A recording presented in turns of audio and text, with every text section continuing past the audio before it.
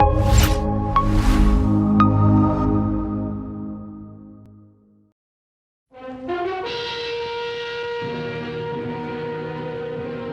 name's Konrad Styner. I'm a doctor of medicine. Tonight's story has the title, My Child's Keeper. Guardian of birth, healer of the sick, comforter of the aged.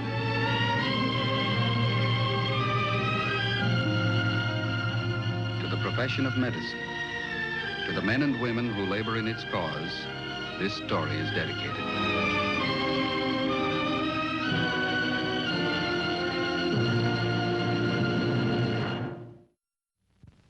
The object in point, a teddy bear. The cases in point, 2 children. From birth, both were among the world's fortunate children. They were blessed with good health, born to parents who welcomed them, loved them, gave them every protection and care. Every protection except for a few careless moments. But it was time enough to wipe out all the benefits that God and loving parents can bestow. The first case in point, Daniel Gardner, Jr., 18 months old. The second case in point, Catherine McClure, aged 5 years. I think he wants it back.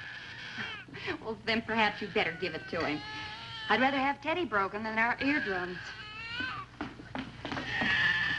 Ellen, I've been meaning to ask you, do you think Danny could possibly be jealous because the new baby's on its way? Jealous before it's even born? Well, I don't know. I tried to explain it to him yesterday, just like it says in those new child guidance books. He's been acting like a perfect monster ever since. Forget it. He's probably cutting some new teeth. Oh, listen, I finally got the sewing machine fixed. Do you want to give me that material for Danny's play suit? Mm-hmm. I can start on it this afternoon. Wonderful. Listen, it's on the top shelf in the bedroom closet. Oh, I'll get it. Okay.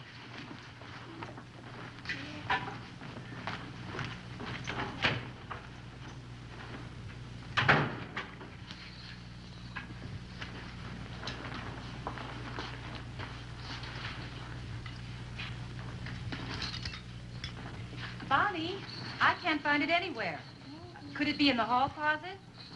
I'll be right up. Kathy, I'm going upstairs for a minute. You stay and watch Danny for me, will you, huh? All right, I'll take good care of him.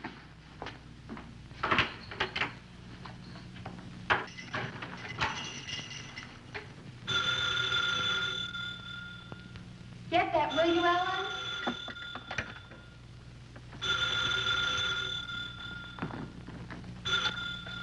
Hello? All right. I remembered I put the material in the window seat. Hello? It's Texas. Hello, Dan. Just a minute. Hello? Oh, hello, darling. Well, that was Ellen. How are you? So am I.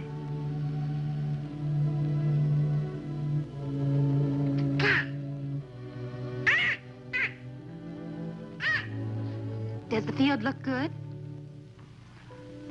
What does the test well show?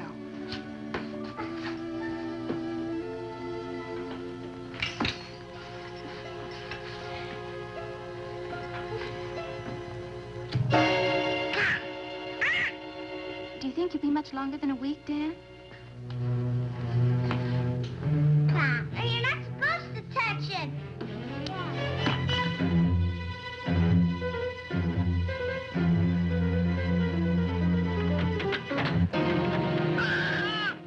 Goodbye.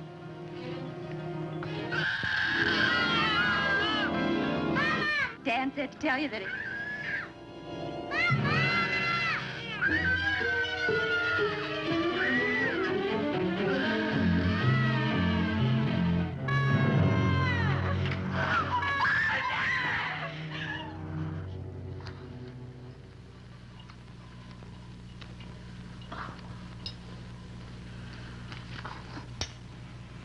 Keep them between sheets. Treat the shock first, take care of the burns later. All right, Doctor.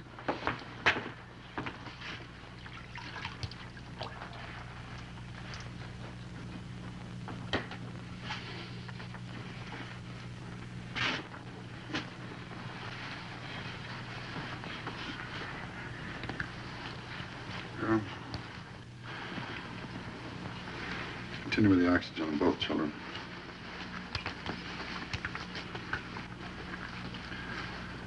Let's get a blood count, hematocrit, and hemoglobin. Type and cross-match blood for both children.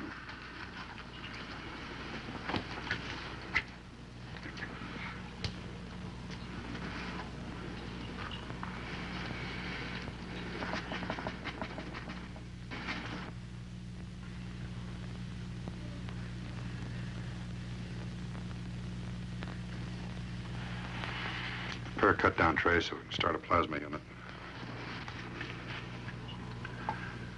We'll calculate the fluid for both children for the next 24 hours. Keep an accurate record of the blood pressure and urinary output. Yes, Doctor. Parents got some burns themselves. Better talk to them now. Poor little kids. I understand the mothers were with them in the house when it happened. They only left them alone for a few minutes.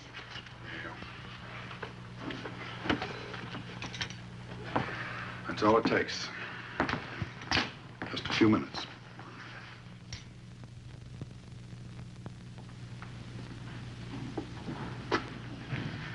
Gil.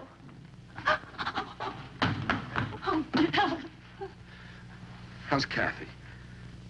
And Danny? You don't know yet.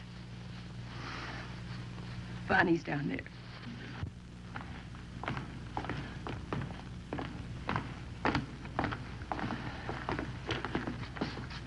Bonnie, did you get hold of Dan? He's out somewhere. They're surveying a new oil field. His office said that they'd try to get him. Where are the kids? In the emergency room. They said Dr. Steiner'd be out as soon as they took care of them. How did it happen? Helen, how did it happen? Miss McClure? Oh, Doctor, how are the kids? Well, it's still a little early to tell. Miss Gardner, did you get in touch with your husband? He's still in Texas. His office said they'd try to reach him. I see. How's Danny? I've got to have the truth. I've got to know. Oh, I'm sorry, Miss Gardner. There's nothing definite I can tell you right now. His burns are extensive and severe. But they are going to live. Danny's got to live. He's got Danny's condition is very grave. I've taken the liberty of calling another physician, a specialist in consultation. And that's all I can tell you right now.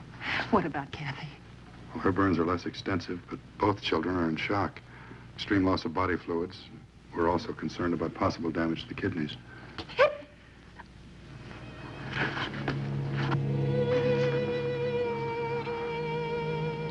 We're doing everything possible. I'm sorry I can't be more encouraging. We'll just have to wait and see how they respond to the initial treatment. How long will that be? Well, we'll be watching them very closely for the next 2 or 3 days. If there's any change, we'll let you know.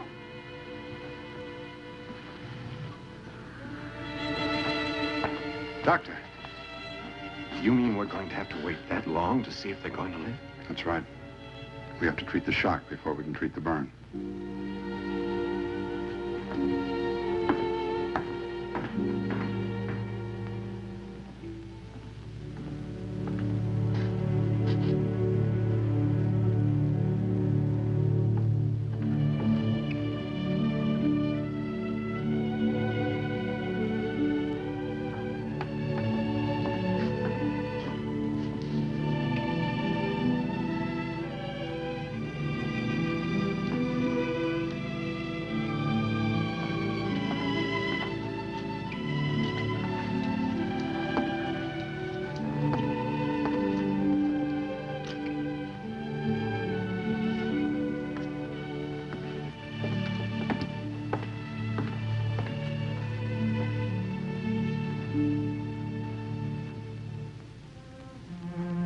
Shock results from fluid depletion of the body's cells.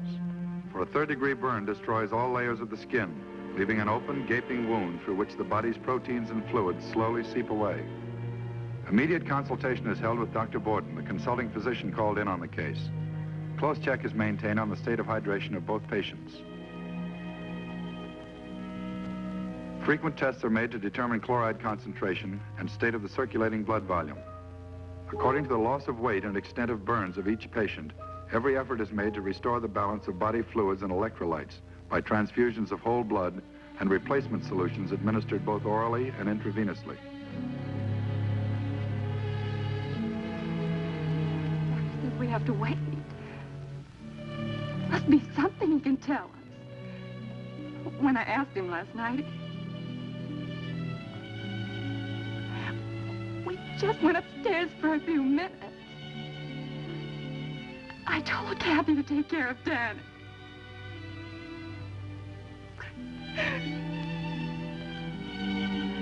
All right, Dad. Hurry. I need you. Oh, please. Hurry.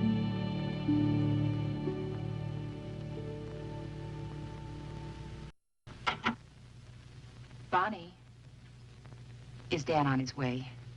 The airport's fogged in. He can't get a plane till tonight. Bonnie, I know what you're thinking. I know how you feel. Please, Bonnie, won't you talk to me? There's nothing to talk about. Miss Gardner. There's a telephone call for you at the desk. It's your mother.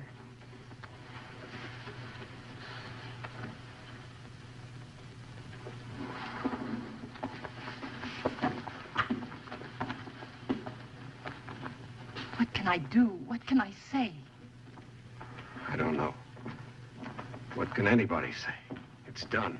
It's already done.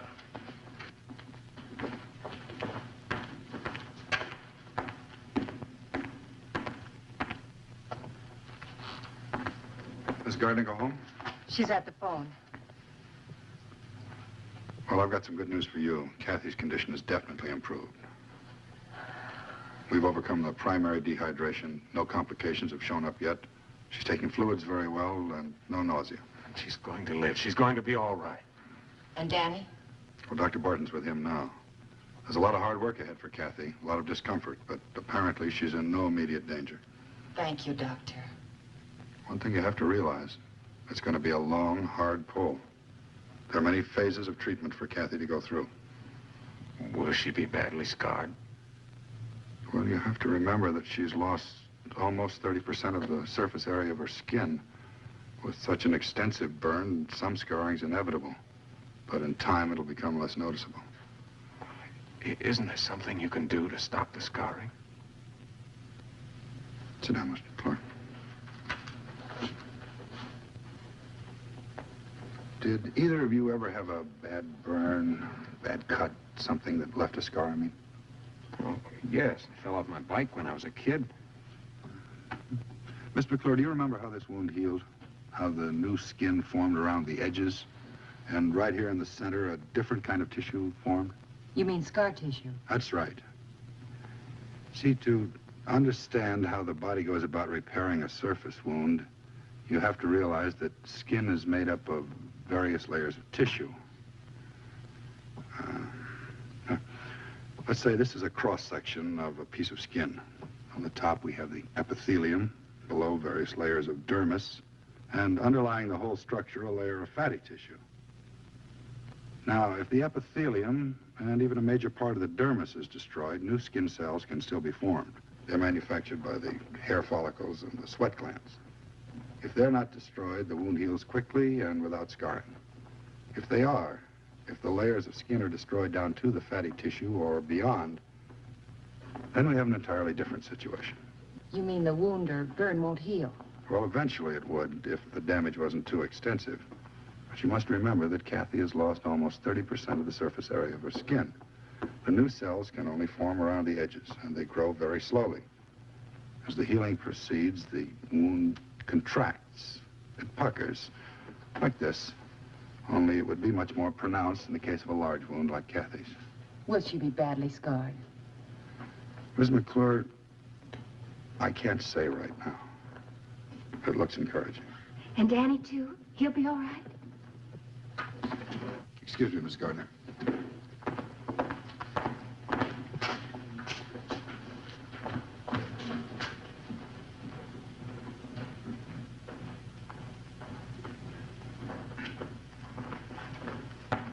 Gardner. Doctor, is it true? Danny's going to be all right.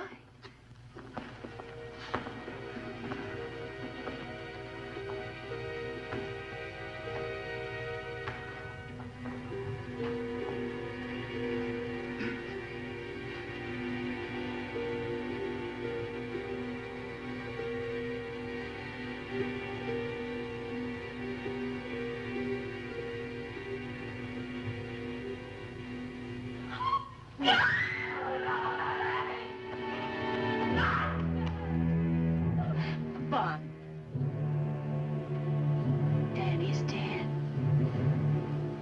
You said my baby's dead. Let me help. Please, Bonnie, let me help you. It's too late.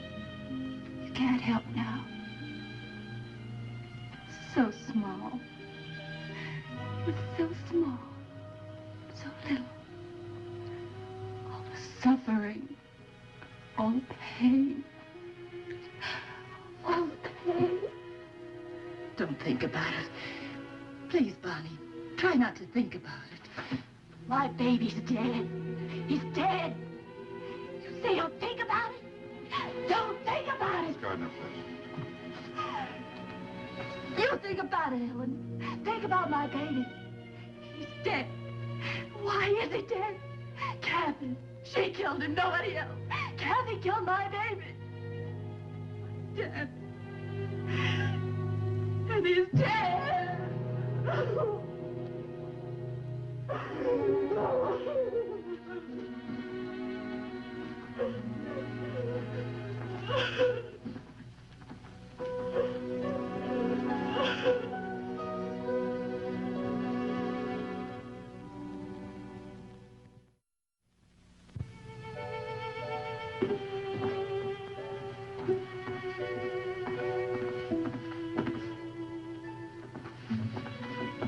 Mrs. Gardner.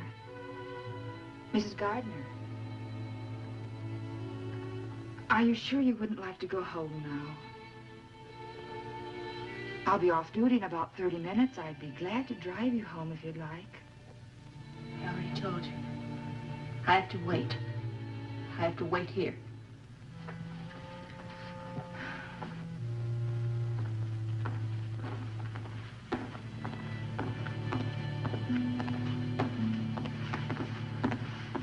Mrs. McClure.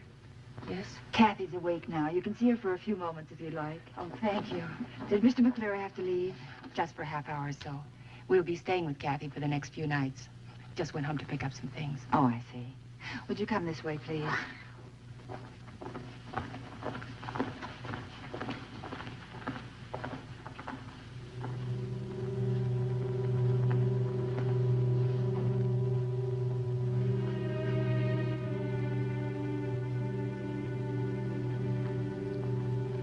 Did you try to talk to her again, Mrs. McClure?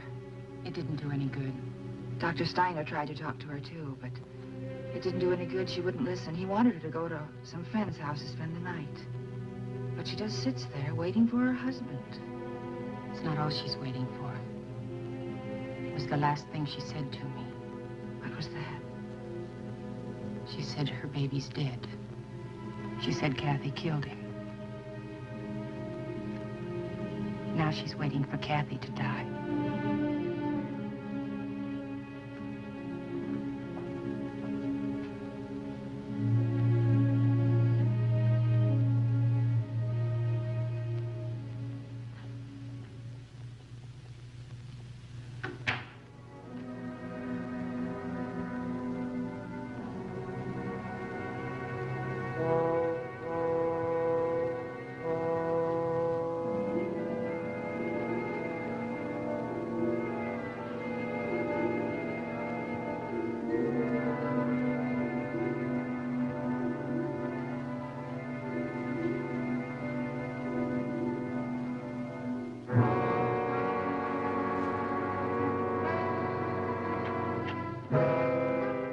Miss Gardner.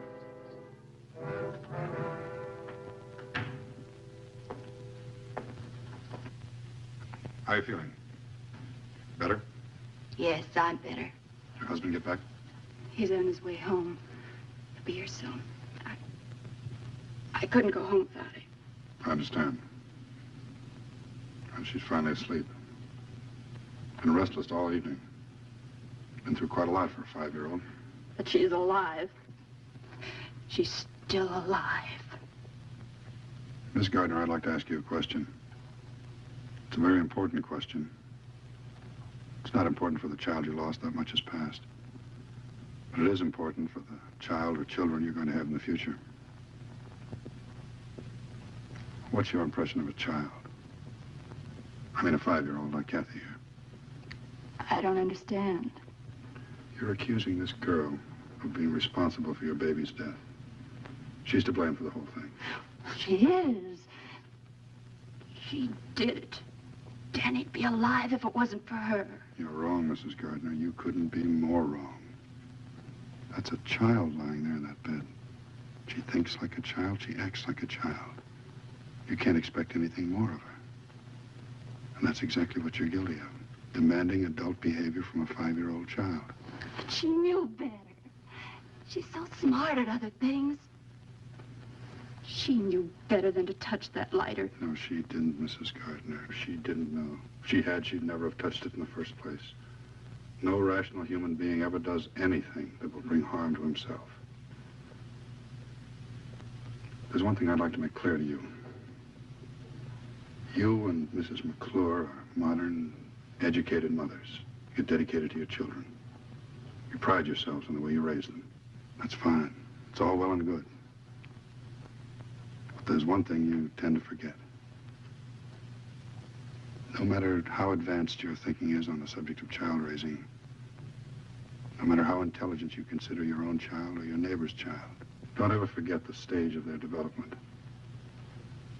You're still dealing with a child and a child's mind. They're live, energetic, curious. They've got a lot to learn. And they expect you to teach them. You understand what I'm trying to say?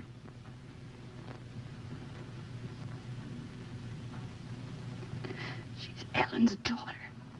Ellen should have taught her. It was her fault. I've just got one more thing to say, Miss Gardner. And then I'll let you decide who's to blame. 3 points. First, who left the children alone? Second, who left that highly inflammable material, the curtains, so close to the baby's playpen? And third, who left that cigarette lighter within easy reach of those children? That's all I have to say, Miss Gardner.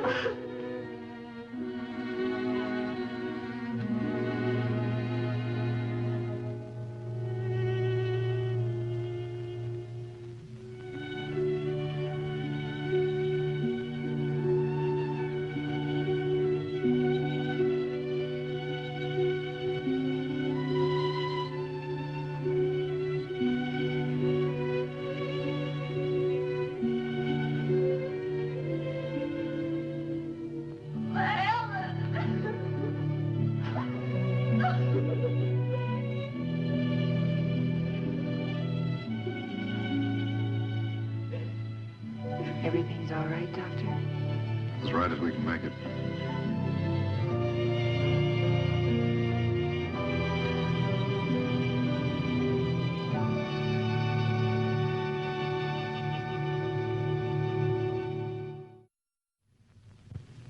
The practice of medicine is a relentless battle against the forces of disease and death. The strength and knowledge of the physician should be directed first against these enemies. He should not be required to fight on a second front against stupidity and carelessness. Every death is tragic, but most tragic of all are those which might so easily have been prevented. Medicine can work wonders, but not miracles. Only the proper amount of parental protection and education can defeat childhood's greatest killer, the accident.